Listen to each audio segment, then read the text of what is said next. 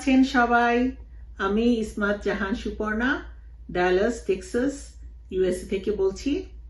প্রতিবারের মতো এবারও ডালাস বাংলা উৎসব হতে যাচ্ছে সানাম টিভির পক্ষ থেকে।